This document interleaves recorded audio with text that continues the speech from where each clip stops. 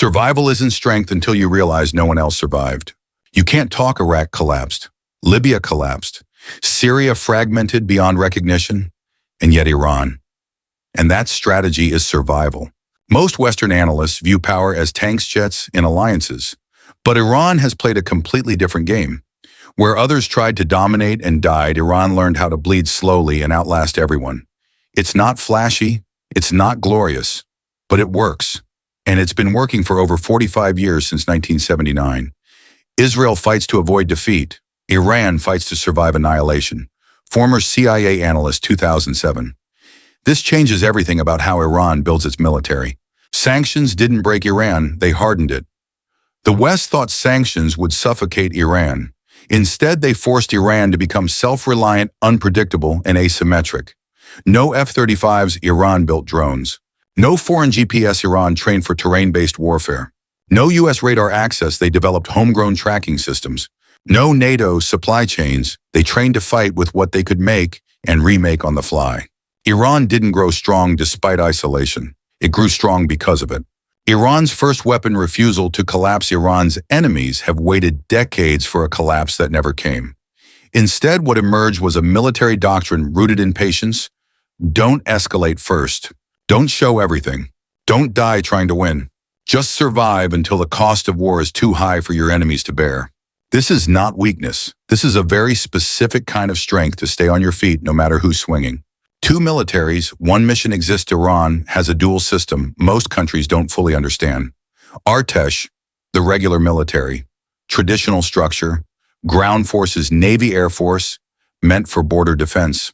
IRGC, the Revolutionary Guard, shadow operations, cyber warfare, foreign influence, missile command, meant for ideological survival. Together, they don't aim to conquer land. They aim to keep Iran on the map no matter what map the rest of the world is drawing. Iran's power is in what it doesn't do. Iran doesn't project flashy power. It doesn't build global bases. It doesn't hold military parades to intimidate NATO. It doesn't even fight wars to win quickly. Instead, it designs every battle plan around wearing down stronger enemies. The kind of warfare that doesn't end in a headline, but ends in exhaustion. Survival as a counterattack in the Middle East. To survive is already to defy the system. By simply existing after decades of war, assassination, sabotage, and isolation, Iran has already outlived multiple U.S. predictions of collapse. They outlasted Saddam. They outlasted Gaddafi. They withstood U.S. presence in Iraq and Afghanistan. And they're still here after Israel's cyber attacks, assassinations, and proxy pressures. This isn't just endurance. It's deterrence through persistence. What the world missed. The real question isn't, how strong is Iran? It's why has no one been able to break it? We've seen its nuclear sites bombed. We've seen its generals killed in drone strikes. We've seen protests, sabotage, and uprisings. And yet, the state remains. That alone makes Iran a military puzzle no one has solved, and possibly no one has prepared to truly confront. Final thought: Iran doesn't have to win. It only has to survive longer than its enemies can sustain conflict. That's its power. And that's what most of the world, especially the West, has failed to understand. So the next time someone says Iran is weak, ask them, then why is it still here? If you think Iran just has a traditional army, you've already lost the plot. Because Iran isn't designed like a Western power. It's structured like a fortress in motion, one that operates across borders, through shadows, and beneath assumptions. This is not a normal military. This is a war ecosystem. Dual command structure, a system born from paranoia and strategy. After the 1979 Islamic Revolution, Iran's leadership had one lesson seared into memory. Never trust one army. Never centralize power. That's why Iran now operates under a dual military command. 1. The Artesh, Iran's conventional military. Think of Artesh as Iran's classic defense line. It's got the familiar structure: ground forces, air force, Navy air defense. They handle border security, national defense, disaster response. They wear uniforms, hold parades, and maintain the appearance of normalcy. But here's what makes it interesting: they're not in charge, not fully, not when it counts. In times of major war or cross-border operations, they often defer to the IRGC, because in Iran, ideology outranks insignia. 2. The IRGC, Revolutionary Guard Corps. If Artesh is Iran's body, IRGC is its brain and claws, created to protect the Islamic Revolution itself, not just the borders. Loyal directly to the supreme leader, not the elected government. Controls: Iran's ballistic missile program, most drone warfare units, intelligence branches, cyber warfare operations, huge sectors of Iran's economy and media, and most importantly, they run the Quds Force. In American terms, imagine if the Pentagon, CIA, Space Force, and Wall Street were all rolled into one shadow entity. That's the IRGC. To the West, they're terrorists. To Tehran, they're the backbone of survival. 3. The Quds Force, Iran's military without borders. This is where the game gets real. The Quds Force is the IRGC's external operations branch. They don't wear uniforms. They don't stay in Iran. They don't care about borders. Their jobs shape the region from the inside out. Train and supply Hezbollah in Lebanon. Embed with Shia militias in Iraq. Support the Assad regime in Syria. Arm the Houthis in Yemen. Even develop influence in Afghanistan, Africa, and Latin America. They operate like a ghost army. No press releases, no flags. Just operations. And when someone like General Qasem Soleimani gets assassinated, the world suddenly remembers Iran has tentacles, not just tanks. Why this structure works even if it looks chaotic. Western militaries prioritize clarity and command hierarchy. Iran's military structure looks like overlapping spheres of influence, messy, contradictory, political. But that's exactly why it works. If one arm is disabled, another fills the gap. If the state is attacked, militias abroad retaliate. If infrastructure is bombed, networks pivot into asymmetric action. You're not fighting one army, you're fighting a spiderweb. 3 active battlefronts, all operating at once. 1 inside Iran, Artesh defends the homeland. IRGC suppresses dissent and handles internal sabotage. Infrastructure built for resilience, bunkers, redundancy, mobilization plans. Iran doesn't rely on cities. It's prepared to fight from mountains, villages, deserts. The terrain becomes a weapon. 2. Across the region. The Quds Force and IRGC allies project power without needing to invade. In Iraq, Iran controls paramilitary groups stronger than the government. In Lebanon, Hezbollah's arsenal includes precision-guided missiles. In Syria, Iran supports Assad with advisors, tech, and training. In Yemen, Houthis use Iranian weapons to strike Saudi Arabia and even UAE. Iran's enemies bleed not on Iranian soil but everywhere else. 3. The invisible battlefield, cyber media, and morale. This is the war few analysts see coming. Iran has developed cyber attack capabilities, targeting infrastructure banks and even satellite systems. They run disinformation campaigns, especially across Arabic and English language platforms. They even influence Shiite religious networks to mobilize political will across borders. It's not about defeating enemies with missiles. It's about softening them with confusion, fear, and division. Western miscalculation. Underestimating the decentralized threat. Let's be honest, Western militaries are uncomfortable with Iran's model. It's not neat. It's not clean. It's not something you can bomb once and expect surrender. Iran's system absorbs chaos and produces deterrence. That's why sanctions don't collapse it. That's why drone strikes don't stop it. That's why every military analyst who treats Iran like Iraq is eventually proven wrong. This isn't Iraq 2.0. This is Vietnam meets Hezbollah meets cyber warfare. What makes it dangerous? Nobody's fully in control. The scariest part, even Iran's leadership may not fully control what their system can trigger. Militias act autonomously. Cyber attacks can be deniable. Retaliation may come from proxies you can't trace, which means a single assassination, a misinterpreted drone, or a rogue commander could ignite a regional war before anyone has time to react. Final word, Iran's military isn't strong because it dominates. It's strong because it refuses to be dominated. It doesn't play the game the West designed. It built a new one with different rules, different goals, and no single center of gravity. And that's what makes it powerful. Because when you fight Iran, you're not just fighting Iran.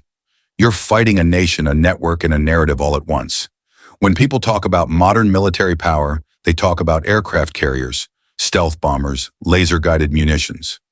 Iran doesn't have any of that. What it has instead is a very different kind of threat. One that overwhelms, not overpowers. One that survives, not dazzles.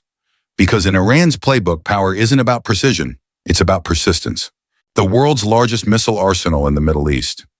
Let's start with what Iran does brag about its missiles. According to the U.S. Department of Defense, Iran holds the largest ballistic missile stockpile in the Middle East. And no, they're not hidden in high-tech silos or guided by billion-dollar satellite systems. They're scattered across deserts, hidden inside mountain tunnels, launched from trucks, villages, even underground cities. Iran doesn't need accuracy down to the meter. It needs volume and saturation. Shahab 3 range up to 1,200 kilometers, can hit Israel, Saudi Arabia, and U.S. bases in Iraq. Fateh 1 and 10, shorter range but fast and mobile, ideal for regional strikes. Khaibar Shikan, a new generation of missiles designed to break through missile defense systems like Israel's Iron Dome. Here's the logic. If it costs $50,000 to build a missile and $200,000 to shoot it down, who runs out first? Why these missiles matter more than you think. The West thinks in terms of targeted strikes and surgical precision. Iran thinks in waves. Dozens, sometimes hundreds of missiles fired in coordinated salvos, not to destroy one base, but to exhaust the defense system's capacity. You don't need every missile to land. You just need enough to get through. Overwhelm the shield, break the illusion of safety. That's the real strike.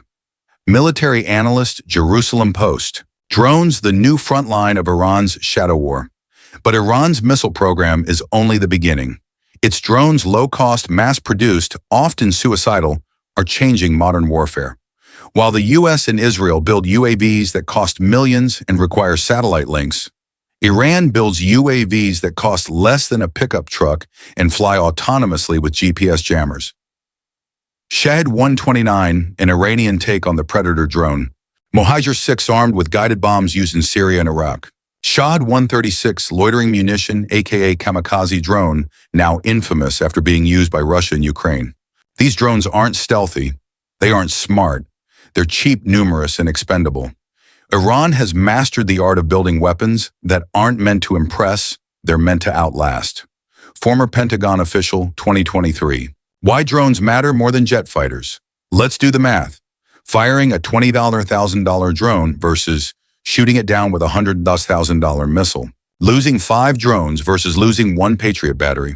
Sending 30 drones toward a radar station knowing only 5 might hit, but that's still enough to blind the enemy. It's not a fair fight, it's an intentional imbalance. Iran's drone strategy isn't just about damage, it's about wear and tear on your budget, your nerves, your readiness. The weapon that no one notices. Self-reliance. Iran knows that in a real war it won't have access to global supply chains. So it built its entire military system around that truth. Their weapons aren't sleek. Their systems aren't unified. Their missiles don't come with fancy digital interfaces. But they work. Reverse-engineered tech from downed U.S. drones. Navigation systems immune to Western GPS jamming. Launch systems that can be built, repaired, and redeployed in rural workshops. This is not battlefield dominance. It's resilient, regenerative warfare. The genius of cheap, ubiquitous force. Iran isn't trying to match the U.S. in quality. It's trying to outlast the U.S. in cost, scale, and sustainability. Think swarm tactics. Dozens of drones launched from trucks across 3 different borders, while missile salvos rain down in unpredictable patterns. Israel's Iron Dome is good, but even the best system can only handle so many intercepts before it runs dry. In that moment, the moment when you realize you can't stop everything, deterrence collapses. And that's the moment Iran waits for. And then there's cyber and electronic warfare. While missiles and drones make the headlines, Iran's soft strike tools fly under the radar. GPS spoofing that reroutes incoming drones. Radio jammers that confuse missile guidance. Cyber attacks that paralyze logistics systems and delay response. These aren't weapons in the traditional sense. They're force multipliers. They make every missile and drone hit harder, not by power, but by timing. If I can blind your radar for 5 minutes, I don't need to destroy your base. I just need to destroy your sense of control. IRGC-linked cyber warfare report leaked 2021. Why this should scare every military planner. Iran's strength lies in a terrifying possibility: you hit them first. You destroy major sites, but they survive. And then for days, weeks, maybe months, your base's cities, ships get hit back. Not hard, not precise, but just enough to make every commander ask, how long can we sustain this? It's not a blitzkrieg. It's not a shock and awe campaign. It's a slow bleed, a war of friction, a test of endurance. And guess what? Iran built its weapons specifically for that test. Final word: Iran doesn't win with 1 shot, it wins with 1,000. And if even a few of those shots land while you spend a fortune trying to stop them, Iran wins the long game. Not because it's stronger, but because it refuses to play by the rules of strength. That's the secret of Iran's arsenal. It's not designed to conquer. It's designed to drain you slowly, methodically, and relentlessly. What if military victory doesn't mean defeating the enemy? What if it means wearing them down mentally, politically, and economically until they have no will to fight at all? Welcome to Iran's playbook, and the name of the game is asymmetric warfare, the illusion of power. In the 21st century, wars aren't always fought between equals, and Iran knows it better than anyone. Against the military might of the United States, Israel, or NATO, Iran can't compete toe-to-toe in a conventional war. Doesn't have stealth bombers, nuclear submarines, or global command networks. But it doesn't need those things, because Iran isn't trying to win your war. It's trying to make sure you can't win yours. Asymmetric warfare, the art of unfair fights. In military terms, asymmetric warfare means fighting where the sides are unequal, so the weaker party adopts unconventional tactics. It's guerrilla tactics in a high-tech age. It's using cheap drones to exhaust billion-dollar defense systems. It's fighting proxy wars, not full-scale invasions. It's turning the enemy's strength into their burden. And Iran has turned this art into a science. Example 1. The endless proxy. Iran doesn't need to send soldiers across borders. It has proxies who do it for them. Hezbollah in Lebanon, Houthis in Yemen, Hashd al-Shabi in Iraq, militias in Syria and Afghanistan. Even cyber units operating across Europe and Latin America. These groups attack, harass, destabilize, and sometimes just exist, forcing rivals to spread thin. If Israel strikes Lebanon, it risks inflaming Gaza and Syria. If the U.S. retaliates in Iraq, Iran activates Yemen. Every move costs the enemy money, lives, and political capital. It's not a war Iran fights. It's a network Iran activates. Example 2, the war of exhaustion. Let's talk cost. A Shahed 136 drone costs Iran under $20,000 to build. The missile Israel fires to shoot it down $60 plus. A Patriot interceptor used by the U.S. to stop a $2,000 rocket over $1 million. Now scale that up to hundreds of drones and missiles flying at once. Even if only 5% get through, the enemy still loses. Not because of the damage, but because of the cost to prevent the damage. It's death by 1,000 receipts. And Iran knows you can't budget forever. Example 3, the psychological trap. What does it do to a nation when its civilians wake up unsure which alarm is real, when drones buzz overhead and sirens wail? Even if nothing hits, anxiety, fatigue, distrust, overreaction, political backlash. Iran doesn't just aim to hit infrastructure, it aims to hit morale. In a democracy, public opinion matters. In Iran's system, it's easier to absorb pain. So every day the war drags on, Iran grows more comfortable, and its enemies grow less willing. Iran doesn't have to win, it just has to wait until you want out. Gray zone conflict, the game without a name. Sometimes Iran doesn't even fight visibly. Mines damage ships in the Strait of Hormuz, but no fingerprints. Cyber attacks black out power grids, but no flags. Drones strike Saudi oil fields, but no declaration of war. This is the gray zone, neither war nor peace. It's where deterrence dies because you don't know who to retaliate against. It's how Iran fights without triggering full-scale war, staying just under the threshold again and again and again. Case study 2020, assassination of Soleimani. When the U.S. killed General Qasem Soleimani, most experts predicted all-out war, but Iran responded with missile strikes on U.S. bases in Iraq, deliberately causing no deaths but sending a message. We can hit you. We choose how hard. At the same time, Iran activated global proxies from Lebanon to Yemen. It was controlled chaos, measured symbolic and deeply psychological. No war broke out, but the world saw Iran's deterrence still stands. Strategic endurance, Iran's real weapon. Here's what Iran understands about long wars. The side that survives longest wins. Not the strongest, not the richest, not even the most advanced. Just the one who refuses to break. Iran's military is built to absorb losses, retreat tactically, retaliate slowly, and always keep fighting. That's why Iran doesn't invest in massive aircraft carriers or global supply lines. Because it knows when the dust settles, the nation's still standing, decides what the future looks like. Final scenario, the cost of total war. Let's imagine the red line is crossed. The US and Israel launch full-scale strikes across Iran. What happens? Iran's infrastructure is damaged. Leadership is targeted. Chaos erupts, but not for long. In retaliation, 100+ missiles fire from multiple directions. Hezbollah opens a northern front on Israel. Oil prices spike globally.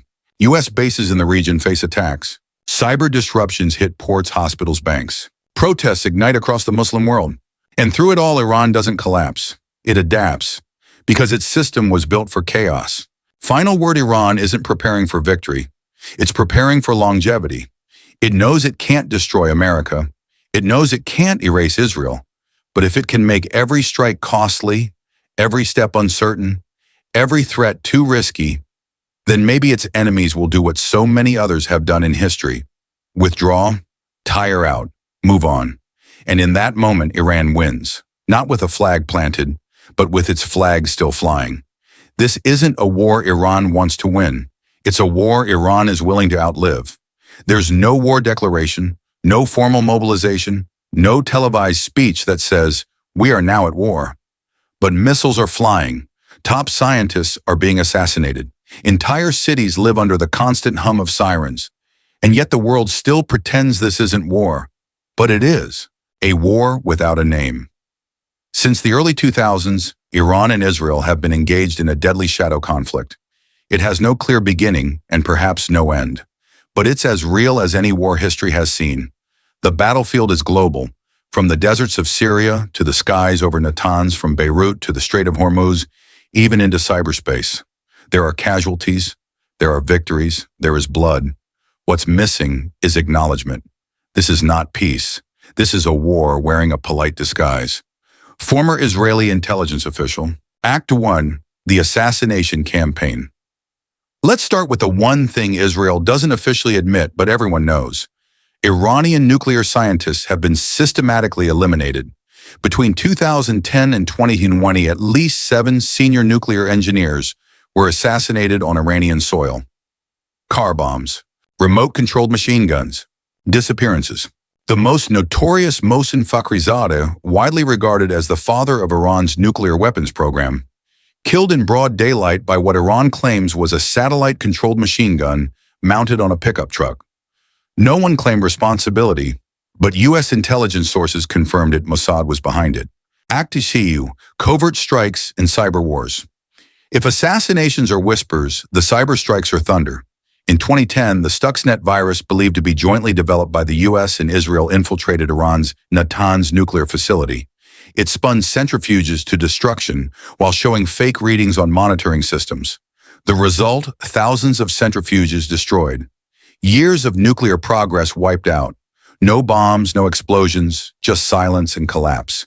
Iran responded in kind, disabling Saudi Aramco oil servers, cyber attacks on Israeli water treatment plants, malware planted in maritime GPS systems in the Strait of Hormuz.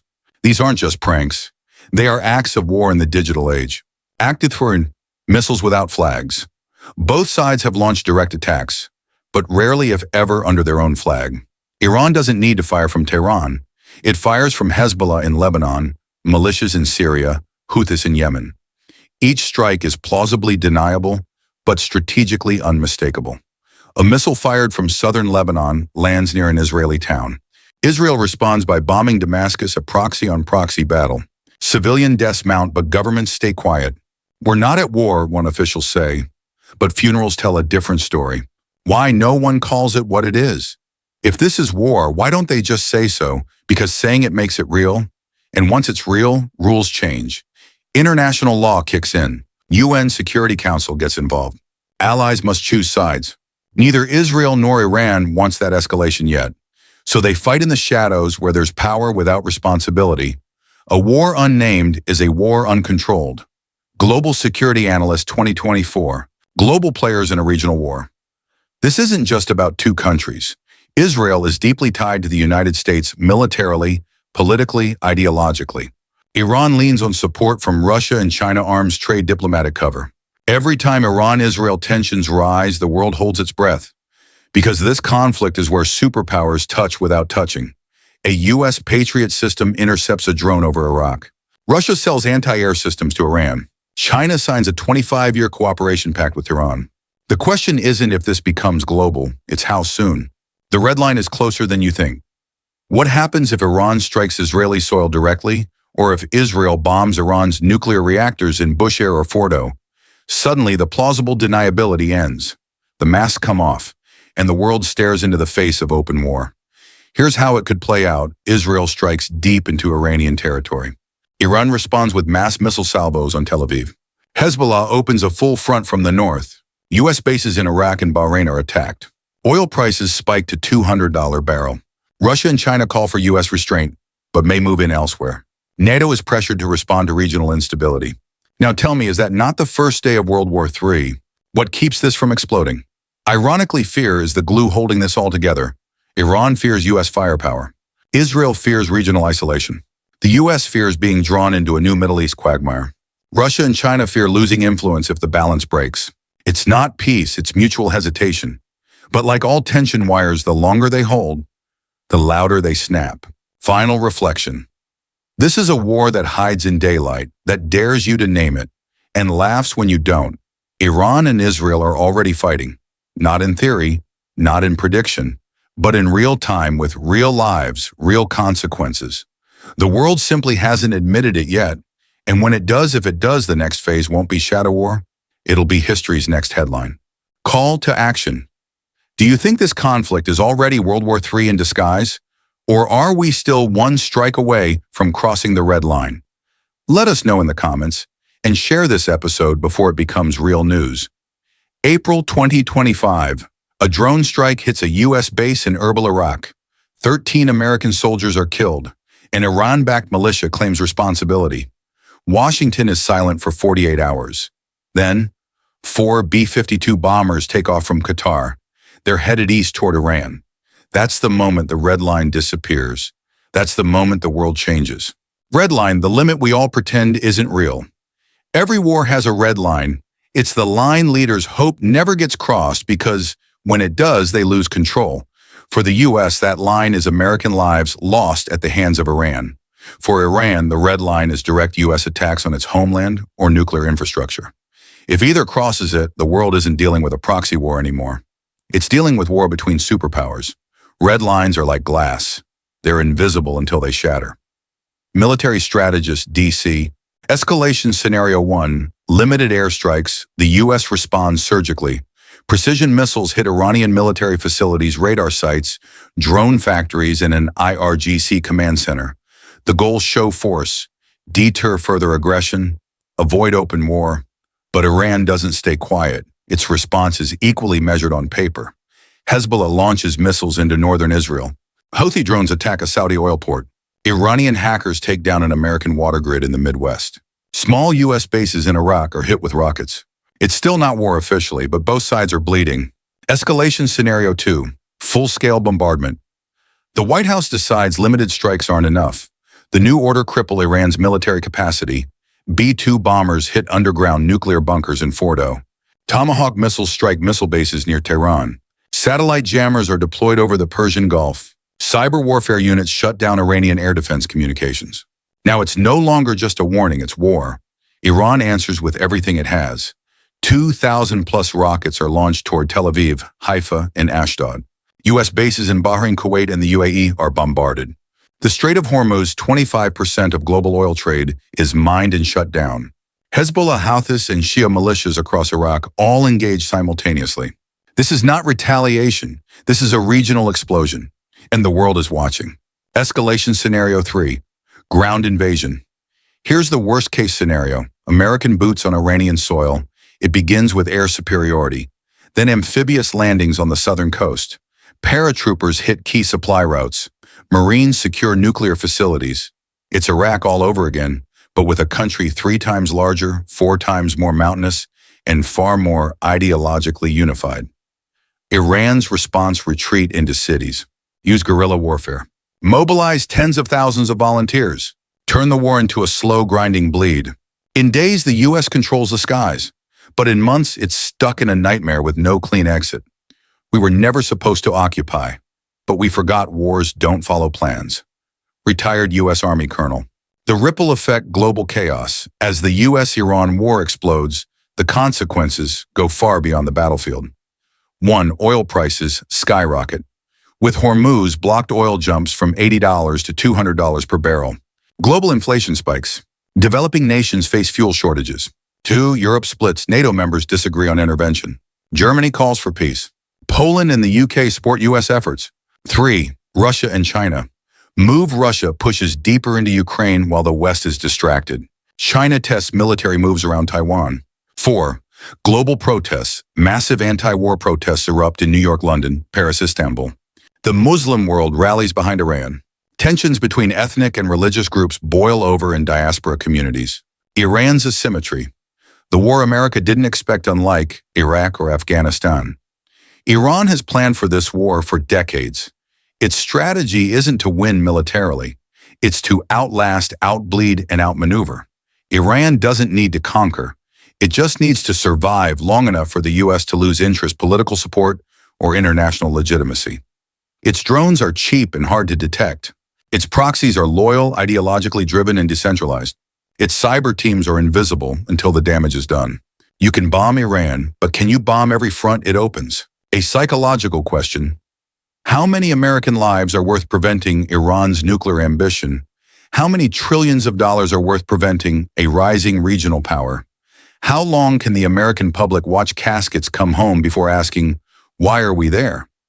That's Iran's strategy, not to defeat, but to outwait. If the U.S. enters this war, it won't be about winning. It'll be about choosing how far we're willing to fall. Intelligence analyst Rand. Final reflection. Do we cross the line? History remembers moments. Franz Ferdinand, 1914. Pearl Harbor, 1941. Nahri 11, 2001. Now imagine this: Tehran, 2025. A missile slams into a U.S. consulate. The president gives the order, and World War III begins, not with intention, but with escalation. Call to action: if you were the U.S. president and Iran crossed the line, would you strike back? Would you risk global war to defend order? Or would you step back and let regional powers rise unchecked? Comment your decision below. This time, the choice isn't fiction, it's coming.